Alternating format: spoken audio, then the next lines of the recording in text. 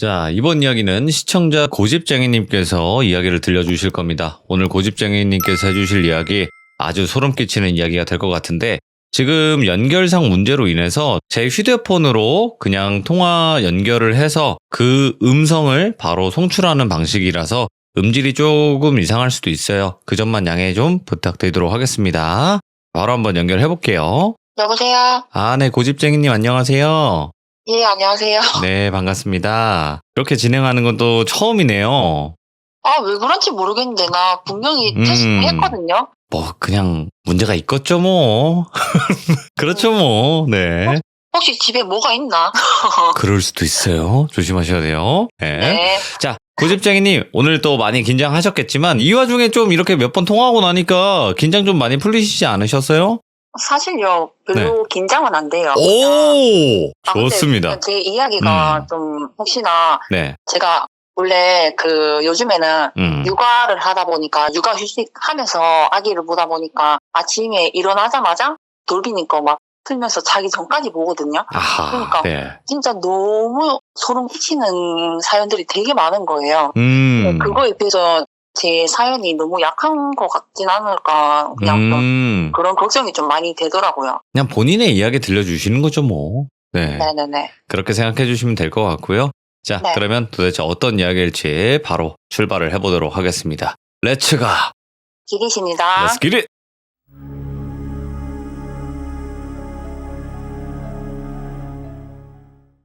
제 이야기는 집터에 관련된 이야기고요. 일단 저는 뭘 느끼거나 보는 능력은 전혀 없는 일반인이에요. 현재 저는 34살인데 지금 하려는 이야기는 1999년도 당시 제가 11살 때 일어난 일이에요. 저희 가족 구성원은 아빠랑 엄마랑 저 그리고 첫째 여동생, 막내 여동생 이렇게 5명이거든요. 네. 그중에 이름 중에 한 글자를 따가지고 첫째 동생은 나나 막내 동생은 미미라고 부를게요. 네. 처음에 제가 사연 신청을 하긴 했는데 제 기억만으로만 사연을 정리하려니까 기억이 너무 없는 거예요. 왜냐면 첫째 동생 나나가 제일 그 집에서 시달렸고 나머지 가족 구성원들은 딱히 크게 겪은 건 없었어요. 네. 그래서 제 첫째 동생 나나한테 그 당시 있었던 일들 언제 어떻게 왜 그렇게 됐는지 모두 알려줄 수 있겠냐 하니까 제가 20년도 더 넘도록 몰랐던 나나가 겪었던 일하고 제가 뭘 겪고 어땠는지 저도 잊어버렸던 그 당시 저의 이야기까지도 이번 기회 덕분에 다 풀어주더라고요. 나나가 기억력이 진짜 좋아서 세세한 것까지 다 잘 기억하거든요. 예를 들면 언니 예전에 이렇고 저렇고 그랬었잖아. 이러면 저는 기억이 안 나가지고 내가? 진짜 내가 그랬었다고 난 기억 안 나는데? 라고 할 정도로 과거의 상황이랑 환경이랑 뭐 이런 거 무슨 말을 했는지 그런 모든 걸 너무 잘 기억해요. 그래서 나나한테 들은 것들을 바탕으로 제 이야기도 섞어서 말씀드릴게요. 네. 일단 가정 환경부터 말해야 될 것 같은데요. 저희 부모님이 아무것도 가진 것 없이 시작하셔가지고 저희 셋을 키우다 보니까 형편이 정말 너무 안 좋았어가지고 하루 벌어 하루 살고 너무 위태롭게 사셨어요. 네. 그러다 보니까 항상 저렴한 월세 단칸방을 지역도 많이 옮겨가면서 이사를 자주 했었거든요. 그러다가 저희 가족이 모 지역에 정착해서 살게 되면서 문제의 그 집으로 이사를 가게 돼요. 지금은 우물이라는 것이 없는 걸로 아는데 깊어서인지 더러워서인지 바닥도 보이지도 않는 물로 가득 찬 으스스한 우물이 바로 근처에 있는 단독으로 된 기와집으로 갔어요. 네. 그 우물은 뚜껑도 따로 덮여 있는 것도 없었고 거기서 살면서 지나갈 때마다 보면서 와 아찔하다 저기서 빠져 죽은 사람도 있겠지 라고 종종 생각을 했었어요. 네. 아무튼 이사간 첫날에 그 집을 보니까 나름 이때까지 살던 곳들 중에서 가장 평수도 넓고 게다가 마당까지 있어서 저희 자매들은 너무 좋은 거예요. 네. 단점이 있다면 그 집 전체가 어두워요. 낮에도 불을 켜야 환할 정도였어요. 네. 아무튼 부모님은 첫날 와가지고 이삿짐 정리하시느라 바쁘셨고, 저희 자매는 마당에 허름한 안 쓰는 매트리스를 놓고 방방 뛰고 놀고 있었어요. 하필 그날에 비가 억수같이 쏟아지면서 번개도 치길래 천진난만한 저희는 우와 번개다! 막 극하다가 더 신나가지고 난리법석을 막 피우다가 저녁도 먹고, 그러고 이제 처음 그 집에서 잠을 자는데 저는 뭐 아무 느낌도 없이 그냥 잘 잤어요. 근데 나나가 첫날 밤부터 집이 이유도 없이 그렇게 오싹하고 무섭더래요. 네. 밤마다 악몽을 꾸다 보니까 밤에 화장실 가는 것도 무서워가지고 에라 모르겠다 하고 종종 바지에 그냥 오줌을 싸버렸었대요. 오. 그리고 하루하루 지날수록 기운이 정말 이상하게 더 강하게 더 무섭게 느껴지더래요. 네. 그렇고 저희 자매방에 학사모를 쓰고 찍은 유치원 사진 2개가 걸려 있었거든요.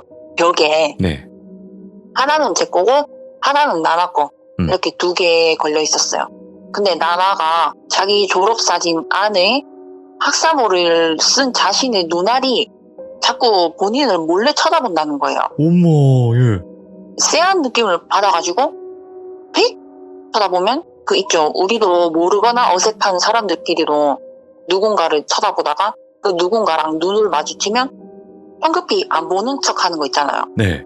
그런 것처럼 자꾸 그 사진의 눈동자가 동생을 따라 움직이는 게 보이는데 매일 모르는 척을 하더래요.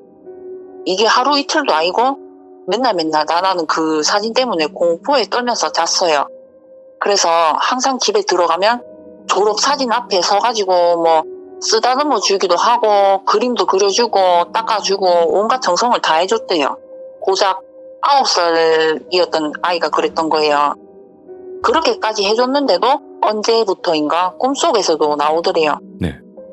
꿈속 배경은 저희 자매 방이고 모든 것이 다 실제랑 똑같았고 졸업사진도 제자리 벽에 걸려있고 나나는 그 졸업사진 옆쪽으로 나란히는 서 있지만 사진은 얼핏 보이는 대각선 방향으로 서 있었대요. 나나가 꿈속에서도 그 사진이 무서우니까 사진을 모른 척하고 다른 곳을 이리저리 보는 척하다가 빠르게 휙 고개를 돌려서 사진을 쳐다봤대요. 근데 그 사진 속 자신의 모습이 나나를 향해서 살짝 몸이 틀려 있는 상태로 얼음 땡놀이처럼 모른 척 정지해 있더래요. 네. 그래갖고 놀래가지고 다시 모른 척 했다가 다시 잽싸게 휙 돌아봤더니 더 몸이 아예 자기 쪽으로 쳐다보려고 돌아가 있더래요. 네. 그 순간 그 사진이 말을 해요. 오. 들켰네? 라고 하면서 이제는 아주 자유자재로 벽에서 벽으로 빠르게 제멋대로 움직이고 아주 막 난리가 났더래요. 예. 그런 정말 소름이 끼쳤다는 꿈을 꿨다고 하더라고요. 네. 아무튼 그런 꿈도 꿨었고 또 나나가 말하기를 꿈에서 도깨비들이 막 나와가지고 나한테 막 달려오는데 이게 그냥 단순한 꿈일 수도 있잖아. 근데 그런 꿈을 너무 맨날 꾸니까 집이 너무 무서운 거야 라고 하길래 제가 도깨비가 어떻게 생겼는데? 라고 물어봤어요. 네. 나나가 말하기를 좀비인데 막 떼거지로 나한테 막 달려와. 완전히 검은색은 아니야. 그냥 어두운 그림자인데 이목구비는 어느 정도 보여 라고 하더라고요. 네. 저는 그래도 도깨비가 뭔지 상상은 안 가더라고요. 그러고 또 다른 거 말씀드리자면 꼬마였던 저희가 지금은 기억이 안 나는데 어찌저찌 한 방법으로 기와로 된 지붕에 쉽게 올라가서 실컷 뛰어놀고는 했었어요. 네. 네, 한날은 나나가 그 지붕 위에 올라가서 실컷 혼자 놀고 있는데 한 스님이 지나가시다가 자기를 올려다 보는데 계속 빤히 쳐다보시더라는 거예요. 그래가지고 스님이 너무 위험하지 않냐 내려와라 라길래 해맑은 나나는 괜찮아요 아무렇지도 않아요 라고 대답했대요. 근데 스님이 집에 아무 일 없냐고 이 집에 살면서 아무런 일도 없었냐고 그런 걸 물어봐가지고 나나는 속으로 왜 저런 걸 물어보는 거야 하면서 그런 일 없는데요? 하니까 그러면 됐다 라면서 가던 길 가시려니까 제 동생이 궁금해 죽겠더래요. 그래가지고 제 동생이 근데 왜요? 왜요? 왜요? 라고 계속 물으니까 스님이 너 말고 어떤 여자 귀신이 지붕 위에서 너랑 같이 뛰어놀고 있다. 너네 집에 뭐가 문제가 있다. 그랬대요. 제가 그래서 사연 정리하려고 이 이야기를 나나한테 들으면서 궁금해서 나나한테 물어봤어요. 당시 어린 너한테 귀신이 있다고 그렇게 대놓고 얘기했다고? 하니까 나나가 말하기를 그냥 혼자 중얼중얼거리면서 그러고 갔던 것 같아 라고 하대요. 나나는 그 사실을 딱히 가족들한테 알리거나 하지 않고 대수롭지 않게 그냥 넘긴 거예요. 그리고 동생뿐만 아니라 동네 친구들이 저희 집에 놀러 오기만 하면은 하나같이 한마디씩 하는 말이 너희 집 너무 무서워. 너희 집에서 못 놀겠어. 나 귀신 봤어. 냉장고 위에 귀신이 앉아 있었어. 냉장고 옆에 삼지창으로 관통돼서 축 늘어진 귀신이 서 있었어. 이렇게 말을 하는 거예요. 냉장고 위에 앉을 공간도 맞지도 않는데 어떻게 앉아 있었는지도 소름이고 어느 날은 제가 초저녁에 저희 방 창문에서 무슨 사람이 흰천을 완전히 덮은 것 같은 형상이 휘리릭 지나가는 걸 봤어요. 당시에 전 그걸 보고도 전혀 무섭지도 않았어요. 왜냐면 그저 그때는 정신 연령도 어렸고 귀신이 뭔지도 실제로 있는 건지도 모를 나이였거든요. 근데 나중에 커서 생각해보니까 그게 귀신이었던 거예요. 아무튼 그런 적도 있었어요. 그리고 다시 나나가 겪었던 일로 돌아가 볼게요. 나나가 이 집에 살기 시작한 날부터 몸을 5초에 한 번꼴로 계속 떨었었어요. 그건 저도 기억나요. 왜 무당이 접신할 때나 빙의 내려고 할 때처럼 몸을 떴는데 그것뿐만이 아니라 밖에서 집을 들어가려고 문을 열기만 하면 삐 하면서 이명이 그 집에만 있으면 항상 있었고 밖에만 나가면 또 괜찮아지고 그게 일상이었대요. 그리고 또 저희 자매는 맨날 맨바닥에 얇은 매트를 깔고 잤었는데요. 한날은 제 동생이 자다가 문득 눈을 떠보니까 자기가 왜 아기들이 파닥파닥거리면서 바닥에서 누운 채로 올라가는 것 마냥 팔다리를 허우적거리면서 방의 끝에서 끝까지 가버려서 더 이상 올라갈 곳이 없으니까 머리를 퉁퉁퉁퉁 이렇게 벽에 박고 있더라는 거예요. 근데 이제 깼으면 동작을 멈춰야 하는데 멈춰지지를 않더래요.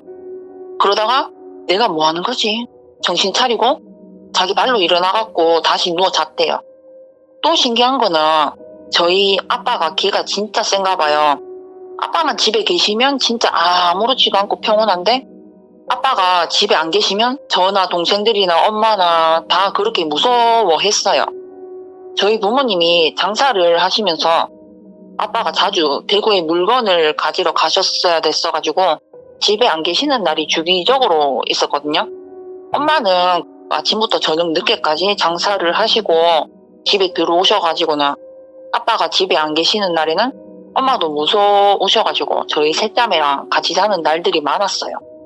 저희 자매는 매일같이 이유도 없이 막연한 공포심 때문에 엄마가 집에 오기만을 기다리면서 제가 생각해도 기특한 게 저희들이 그 어린 나이에 엄마 아빠 고생하신다고 전기세라도 아끼자고 거실은 제외하고 온 방 불을 다 꺼놓고 아이고. 무섭다고 밤마다 거실에 모여서 놀면서 찬송가도 그렇게 매일 부르고 근데 반대로 지금 생각해보면 무슨 배짱이었는지 모르겠는데 아마 80, 90년도 분들은 아실 텐데 한창 분신사바놀이가 유행할 때였어요. 아, 그럼요. 엄청 유행했었지. 네.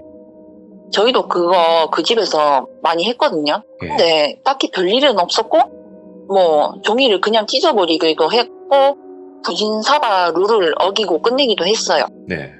그냥 뭐 개구쟁이 마냥 천진난만하게 놀았어요. 한참 뭣도 모르고 놀 나이잖아요. 네. 근데 어느 날 밤에도 또 어김없이 거실에 모여서 저희들끼리 거실만 불 켜고 놀고 있는데 거실 왼쪽 저희 방 책상 위에 있는 시계바늘 달린 고장난 알람 시계가 따르 이게 제가 흉내를 못 내겠는데 되게 엄청나게 시끄러운 그 알람 시계 아시는가요? 다들? 알죠. 네네네. 예. 온 방에 소리가 다 퍼지는 그런 시계. 네. 그게 미친 듯이 시끄럽게 울리는 거예요. 그래서 당시 제가 너무 무서워가지고 나나한테 떠밀면서 아 빨리 네가 가봐라 라고 고집 피워가지고 나나가 용기를 내서 알람 시계를 끌어가는데 방에 들어가는 입구에서 자기 졸업사진 앞에 정중하게 고개 숙여 인사까지 하고 들어가는 거예요. 들어가서 시계를 들고 고장난 건데 이상하다 싶어서 이리저리 보는데 세상에 건전지가 없다라는 거예요. 거기서 동생이 엄청나게 충격을 먹고 얼어붙었다가 스위치를 끄니까 소리가 멈추더래요. 그러고 저희한테 말해봤자 안 믿어줄 것 같아서 저랑 미미가 있는 거실로 돌아와서는 아무렇지도 않은 척을 한 거예요. 그게 건전지가 빠진 시계였다는 건 저도 이번에 처음 나나한테 들었어요. 또 다른 사건이 있었는데 또 어느 날 저희가 또 어김없이 거실만 불 켜고 놀고 있었는데 그날은 저희들끼리 그냥 여러 종이 쪽지에 벌칙을 이것저것 적고 뭐 상자 안에 넣어갖고 손을 이렇게 넣어가지고 무작위로 뽑아서 하는 제비뽑기 놀이를 했어요. 네. 그러다가 나나가 엉덩이로 이름 쓰기가 걸려가지고 아씨 민망한데 하면서 하긴 해야 되니까 일어서서 이름을 쓰고 있는 도중에 오른쪽 부모님 방을 얼핏 봤대요. 근데 엄마가 있더라는 거예요. 엄마가 반달 모양 거울이 달려있는 화장대 앞에 앉아있는데 엄마는 엄마인데 그냥 모양새만 엄마예요. 귀신은 또 어떻게 알았는지 저희 엄마가 그때보다 엄청 젊었을 때 모습이 길고 긴 머리에 어깨 밑부터는 푸들펌이 되어 있고 저희도 알던 사진에서만 봤던 노란색 옛날 자켓을 입고서 실제로 부모님 방 안에 있는 보라색 빗을 들고 머리를 쓱 빗더라는 거예요. 그냥 진짜 엄마 젊었을 때 사진에서 보던 모습이랑 완전히 똑같았대요. 그 동시에 화장대 거울을 봤더니만 얼굴만 뻥 뚫려있고 나머지 형상만 불투명하게 비쳐있더래요. 동생이 시끄럽해서 악소리도 못 내고 애써 괜찮은 척 이름 쓰기 마저 하려고 사색이 된 채로 거실 끝인 화장실 앞까지 후다닥 달려가면서 나 여기 잘할래 극하대요. 네. 그러면서 나나가 요번에 저한테 추가 설명을 해주는데 엄마 등 쪽이 보이는데 진짜 아무것도 못 본 것처럼 그냥 자연스럽게 행동하려고 했는데 언니랑 미미는 모르더라. 그래갖고 나는 엉덩이로 이름을 쓰고 있는데 내가 저거를 눈앞에 두고서 저게 진짠지 가짠지 내가 만들어낸 허상인지 아닌지도 모를 만큼 완전 겁에 질려가지고 얼굴이 완전히 굳은 채로 이름 쓰기가 다 안 되겠다 싶어가지고 거실 끝쪽 화장실 앞으로 가가지고 마저 이름 쓰기를 하려는데 또 그 유리 뒤쪽에 형체가 바짝 붙어서 나타나서 숨이 멎을 뻔했어. 어떻게 해야 될지 모르겠는 거야. 그래서 그냥 언니랑 미미도 모르게 하고 엄마가 오기만을 기다렸거든. 그러더라고요. 그러고 드디어 엄마가 장사 마치고 집에 들어오시자마자 나나가 엄마한테 뛰어가서 덥석 안겨가지고 대성통곡을 하면서 귀신 맞다고 막 난리가 났었어요. 이건 나중에 안 사실인데요. 나나가 그 귀신을 보던 똑같은 시간에 엄마는 머리가 그렇게 깨질 듯이 아파서 도저히 못 버티겠더래요. 장사를 하려니까. 그래서 평소보다 장사를 한두 시간 일찍 마치고 들어오셨더니 딸내미가 귀신을 봤다니까 엄마도 엄청나게 심장이 쿵 내려앉아가지고 이 집에 진짜 뭐가 있다 확신하게 된 거죠. 얼마나 무서웠을까. 네.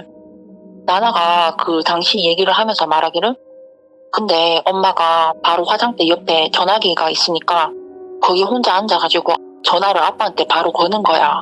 나 생생히 기억나. 엄마가 여보 언제 와? 나나가 이 집에서 귀신 봤대 라고 아빠한테 이렇게 말했더니 저희 아빠는 귀신이 세상에 어디 있어 이러시는 분이거든요. 하고 씨알도 안 먹혔고 그렇게 뭐 그 집에서 지낸 지 몇 개월도 되지도 않을 무렵에 추석이 돼가지고 저희가 아빠 차를 타고 명절을 실컷 보내고 아빠 차를 다시 타고 본가로 가고 있었어요.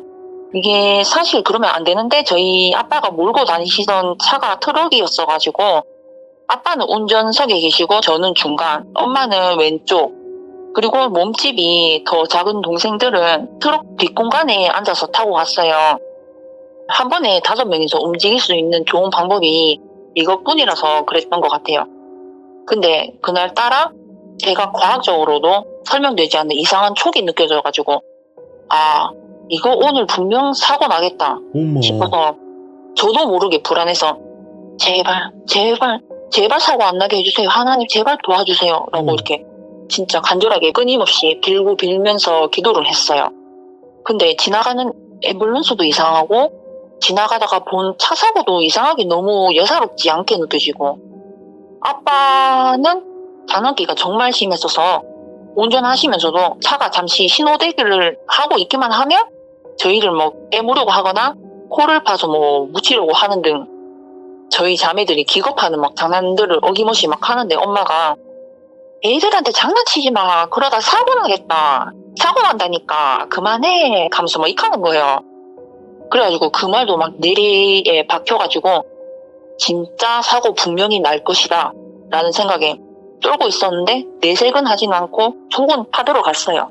나중에 알고 보니까 그 동시에 나나도 똑같은 촉을 느끼고 있었더래요. 저처럼 속으로 사고 안 나길 빌고 있었던 거예요. 나나가 당시에 속으로 그렇게 빌며 기도하다가 깜빡 잠이 들었대요.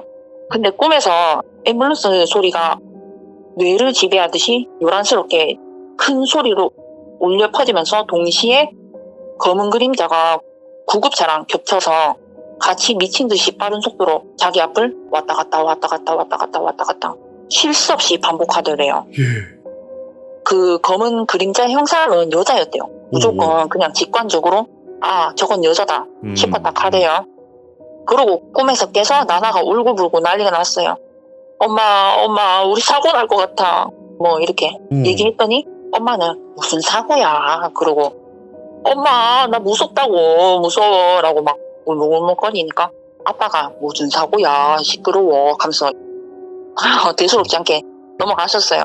그러고는 나나가 또 잠이 들었는데 진짜 신기하게 똑같은 구급차랑 그림자가 미친 듯이 왔다 갔다 거리는 꿈을 또 꾼 거예요. 그때부터 나나가 막 난리 쳤어요. 울고 불면서 이렇게 말해요. 나나가 엄마 우리 사고 난다 하면서 막 이렇게 막 난리를 피우니까 결국에는 운전하시던 아빠가 정신 사나워가지고 화가 잔뜩 나셔가지고 조용히 하네? 라고 이렇게 소리를 쳤어요. 저희 아빠가 저희한테 진짜 엄격하고 무서우신 존재였거든요. 아빠가 그렇게 화내고 나니까 나나가 더 이상 엄마 아빠를 설득하기가 무서워가지고 아무 말도 못하고 떨고만 있었대요. 네. 근데 또 나나가 깜빡 잠이 들었는데 3번째나 똑같은 꿈을 꾼 거예요. 그래서 아 이거는 내가 100% 확실하다 라고 확신을 했대요. 왜 자꾸 똑같은 꿈이 나오지? 이런 생각을 하면서 내가 여기서 이제 울고불고 해봤자 엄마 아빠는 내 말도 안 믿어줄 거고 아빠가 나를 혼내키기만 할 거고 분명히 사고 날 건데 하면서 그래서 미친 듯이 손톱을 막 깨물고 뜯고 있었대요. 네. 그 트럭 뒷공간에서 제발 사고 안 나기를 기도하면서 잠도 못 자겠고 그러다가 갑자기 TV에서만 들었던 그 있잖아요. 스키드마크. 부딪히는 소리가 들리자마자 바로 올 것이 왔다 라고 생각했대요. 예.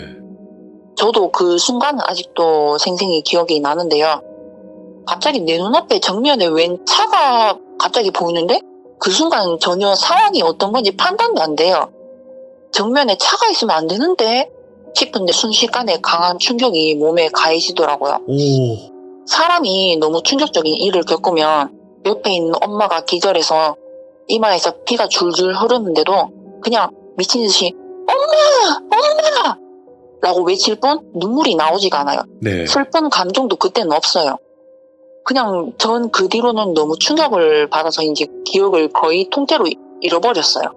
근데 반면에는 나나는 너무 충격을 먹어서 오히려 모든 게 다 눈에 들어온 거예요. 기억이 다 나는구나. 예. 그래서 나나가 이렇게 말해요. 그래서 눈을 진짜 질끔 감고 뭔가 소리가 조용해졌을 때 눈을 떴는데 진짜 앞이 내 눈앞이 완전히 아수라장인 거야. 이거 진짜야? 내가 어떻게 알았지? 어떻게 맞춘 거야? 뭐야? 라는 생각이 들으면서 너무 혼란스러웠거든.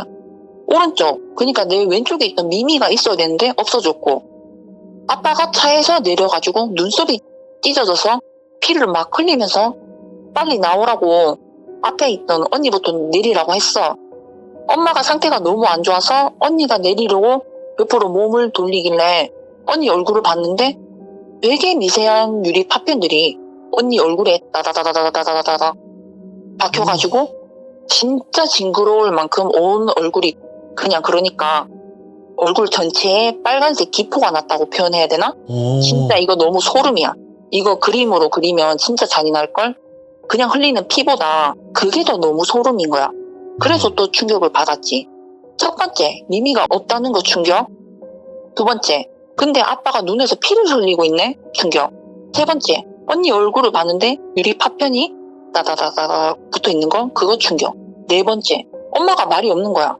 나는 엄마가 괜찮을 줄 알았는데 언니가 차에서 내리면서 그 다음으로 내가 내려가는데 엄마를 보니까 이런 소리를 내고 있었어. 그냥 입을 벌리고 있고 눈알이 흰자밖에 안 보였어. 근데 머리에 큰 유리가 엄마 이마로 튀었는지 머리 정수리부터 피가 온 얼굴 온 사방으로 막 줄줄 내리는데 일단은 차에서 내렸더니 미미가 저쪽에서 걸어오고 있는 거야. 얘도 뭐가 뭔지 몰라서 얼떨떨한 거야. 풀숲으로 날아가서 대자로 뻗었고 그리고 체구도 작고 그러니까 거기서 그냥 그렇게 떼굴떼굴 굴렀나 봐. 마침 아빠가 창문을 열어놔가지고 사고 충격으로 아빠가 앞으로 쏠릴 때 아빠 어깨를 넘어 튀어나와 버렸던 거야.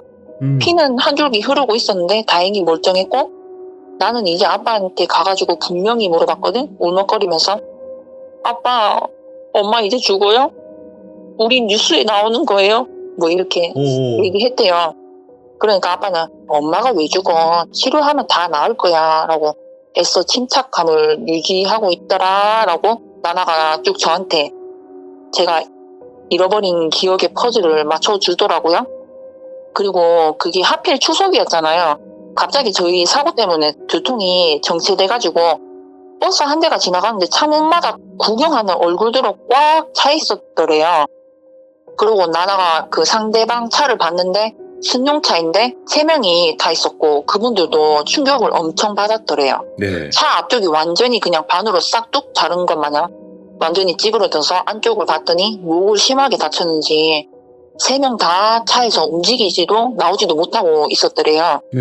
그 상대편 쪽에서 도로 운전을 해가지고 우리 차선으로 넘어와가지고 사고가 난 거라서 우리는 엄마 쪽이 제일 타격이 엄청나게 컸던 거더라고요. 엄마 쪽으로 문을 열 수도 없을 만큼 찌그러져가지고 엄마가 다리가 낀 채로 기절해 있었어요. 저희는 엄마가 이제 죽는구나 싶어가지고 이게 너무나 무섭고 슬픈데 표정은 넉넉고 입 벌리고 이런 식으로 우는데 절대 눈물 한 모금도 나오지도 않아요.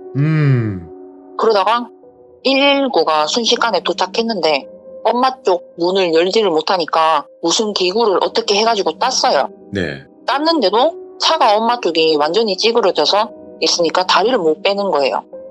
그래가지고 어떤 기구를 사용해서 뺄 공간을 확보해야 하는데 엄마가 기절해 있다가 다리가 건드려지니까 잠시 너무 아픈지 괴성을 막 질렀어요.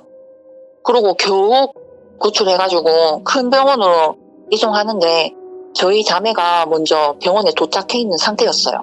그러고 엄마가 들것에 실려서 병원 안으로 들어오시자마자 우리가 막 뛰어갔는데 여전히 엄마가 의식이 없다가 우리 목소리가 들렸는지 갑자기 벌떡 일어나가지고 내 새끼들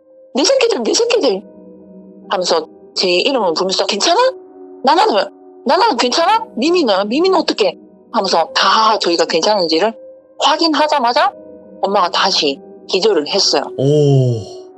그 사고 때문에 엄마는 다리가 뼈가 산산조각이 나가지고 철심을 박는 수술을 하고 입원을 10개월 정도는 최소 네. 10개월 정도는 해야 된다는 소견이 나왔었어요. 예. 근데 병간호를 10개월이나 할 사람이 미미뿐인 거예요. 미미가 유치원도 못 가고 그 어린 6살짜리 아이가 엄마 병간호 뭐 다 해주고 밥 먹을 시간 되면 시판도 나르고 막 그랬었어요. 근데 저랑 나나는 초등학교는 다녀야 되니까 아무튼 저희 돌볼 사람도 없고 아빠는 생계는 유지해야 되겠고 해서 할머니한테 저희가 맡겨줘가지고 거기로 전학 가서 6개월을 보냈어요. 네. 근데 엄마가 저희들 걱정에 도저히 10개월 입원 생활을 못 버티겠어서 6개월쯤에 병원에서 일찍 퇴원을 해버리신 거예요. 엄마가 제 기억상으로 1, 2년은 넘게 심하게 다리를 절면서 사셨던 것 같아요. 네. 아무튼 엄마 퇴원하고서 저희 가족은 다시 다 같이 그 문제의 집에 들어가서 다시 살게 되는데 그 집에 오랜만에 들어갔더니 그동안 무슨 애들이 얼마나 들락날락거리면서 아지트 마냥 놀았는지 담벼락 넘어서 들어왔는지 집이 완전히 개판 난장판이 되어 있는 거예요. 예. 뭐 어떡해요. 그냥 정리 싹 해가지고 지내고 얼마 안 있다가 엄마가 아빠한테 자꾸 이사하자고 설득을 계속했대요. 이거는 원래 엄마가 저희가 성인이 되면 이야기하려고 했던 감추던 비밀이었는데 엄마가 저희 자매들이 학교 간 사이에 한 무당분을 부르신 거예요. 무당분께서 하시는 말씀이 여기 떠돌이 귀신이 있는데 저쪽 우물에서 온 것 같다고 우물에서 안 좋은 선택을 한 귀신이래요. 오? 근데 그게 이곳저곳 근처 집을 돌아다니면서 자기가 주인인 것 마냥 그러고 있다는 거예요. 제가 초반에 그 집 바로 근처에 우물 있었다고 말씀드렸잖아요. 네, 맞아요. 무당이 간단하다. 큰 곳 안 해도 되고 뭐 집안에서 조용히 쌀이랑 그냥 간단하게 향초 같은 거 해놓고 뭐 둥둥둥둥 이런 거 치고 꺼내면 된다 해갖고 그렇게 진짜로 간단히 하고는 무당분은 가셨고 엄마는 장사 나가시려고 하는데 피곤해가지고 낮잠 좀 주무시려고 누워서 눈을 딱 감았대요. 근데 라는 흐느끼는 소리가 들리더래요. 엄마가 화들짝 놀래가지고 눈을 뜨니까 세상 고요하고 다시 눈을 감으니까 또 들리고 계속 반복되길래 그러거나 말거나 난 잘난다 하고 엄마가 낮잠을 주무시고 장사를 나가셨대요. 예. 근데 제가 그 집에서 아직도 생각해봐도 제일 소름 끼치는 꿈을 꾸게 돼요. 제가 3살, 4살쯤에 푸른 꽃밭에서 흰색 줄무늬 스프라이트 원피스를 입고 환하게 웃는 그 사진이 있는데 그게 꿈에 나오더라고요. 저희 자매방 제 책상 위에 올려져 있더라고요. 꿈 안에. 근데 실제 사진이랑 다른 게 하나 있다면 똑같은 꽃밭에 똑같은 옷을 입고 있긴 한데 제가 뒤로 돌아 앉아 있는 거예요. 그냥 멍하니 쳐다보고 있는데 사진 속에 제 얼굴이 아주 천천히 고개를 돌리더니 정면으로 저를 쳐다보더라고요. 그러고 정말 기분 나쁘게 소름 돋는 모습으로 씩 입꼬리가 아주 올라가서 아주 환하게 근데 길게 하게 미소를 지으면서 저를 쳐다보는데 제가 놀라서 엄마 빨리 와봐 라고 해갖고 엄마가 저희 방에서 후다닥 오셔가지고 엄마랑 같이 그 사진을 보면서 서로 이거 불에 태워버리자 하면서 라이터로 사진을 제 꿈속에서 태웠어요. 예. 꿈이라기엔 저는 34년을 살아오면서 그런 기괴한 뭔가 귀신에 관련된 것 같은 꿈을 꾼 적이 없거든요. 그래서 아직도 그 서서히 고개가 돌아가는 사진 속 꼬마인 제 모습이 너무 생생하게 기억이 남아있어요. 근데 또 진짜 신기한 게 이번에 동생이랑 이 우리가 겪었던 일들을 다시 이야기하면서 풀다가 알았는데 제 동생 나나도 꿈속에서 졸업사진이 나와가지고 움직이길래 똑같이 엄마를 불러서 그 사진을 불태웠다는 거예요. 아마 집에서 떠나기 싫은 그 귀신의 마지막 바람? 아니면 경고였던 것 같아요. 예. 그러고 저희는 다른 집으로 이사를 하고선 거기서는 뭐 아무런 일도 없이 잘 지냈어요. 그런데 사실 그 귀신이 그곳을 떠났는지 아직 있는지도 모르겠어요.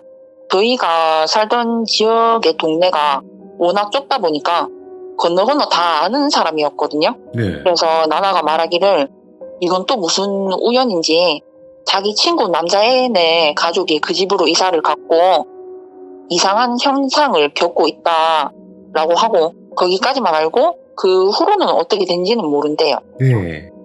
제 이야기는 여기서 끝이고요. 싼 집은 꼭 의심부터 해보시길 바란다고 말씀드리고 싶어요. 아니, 예. 그 집에서 그냥 단순히 귀신만 보거나 이런 이야기가 아니라 그냥 집안이 완전 박살날 뻔했네요?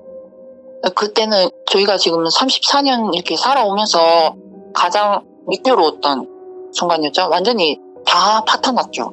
와. 그러면 지금 동생분도 네, 방송 듣고 계시죠? 네. 그러신 것 같더라고. 채팅 보니까 언니가 나 대신 얘기해 줘가지고 너무너무 지금 좋다고 이렇게 얘기해 주시더라고요. 네. 이거 보라고 하신 거 아니에요? 네? 동생분에게 나 할 네. 거니까 보라고 이렇게 하신 거 아니에요? 네, 맞아요. 네, 그죠. 네네. 그러니까 두 분이서 지금 이 이야기들이 아직까지도 생생하게 기억이 날 거란 말이에요. 네. 와, 진짜. 그리고 일단은 이 이야기 자체도 정말 그때 당시에 사진, 특히나 사진으로 통해서 계속 그 귀신이 뭔가 나타나면서 네네네. 그랬네요, 보니까. 네.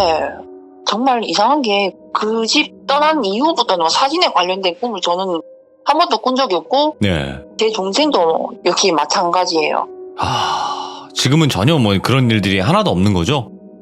전혀 없긴 한데 제가 있잖아요. 사실은 방송 보니까 이런 주제가 나오더라고요. 네. 귀신을 주로 접하게 되는 사람들이 어. 거의 예술 쪽에 종사하고 있다라는 제가 그랬어요. 예, 그러니까 어제 저도 보고 있었거든요. 네. 와, 신기하대요. 두 분 다 그래요? 두 분 다? 예, 그러니까 동생이 예술 쪽에 있거든요. 예. 예, 섬세하고 예민하다 극하시는데 딱 제 동생이에요. 그러니까 이게 제가 통계를 항상 좀 내거든요, 혼자서. 네, 근데 예술 쪽 하시는 분들이 이런 일들을 많이 겪어요. 근데 본인들은 몰라요. 다른 사람도 이렇게 겪는 줄 알아요. 그리고 왜냐면 예술 쪽 하시는 분들은 예술 쪽 하시는 분들끼리 만나고 얘기하잖아요. 네, 그래서 그냥 보통 사람도 이렇게 겪는구나 생각을 하는데 보통 사람들은 겪질 못하죠, 이렇게는. 네네네. 오늘 고집쟁이님 말씀 하나도 역시 떨리지 않은 것처럼 진짜 잘하시네요. 오늘 너무너무 감사드리고 또 자매분들끼리 또 앞으로는 너무너무 또 좋은 일들만 가득하셨으면 좋겠습니다. 너무 감사합니다. 네, 고맙습니다. 고생 많으셨어요. 네, 감사합니다. 네. 자, 카카오톡 보이스톡이 연결이 안 돼서 통화로 했던 점은 양해 좀 부탁드리도록 하겠습니다. 정말 소름 끼치는 집에서 그냥 단순히 귀신을 목격하는 정도가 아니라 그 귀신 때문에 집안 자체, 가족 모두가 정말 큰일 날 뻔했던 정말 소름 끼쳤던 레전드 이야기가 아닌가 싶네요. 시청해주신 모든 분들 항상 싼 집은 조심하시길 바라겠습니다. 감사합니다. 고맙습니다.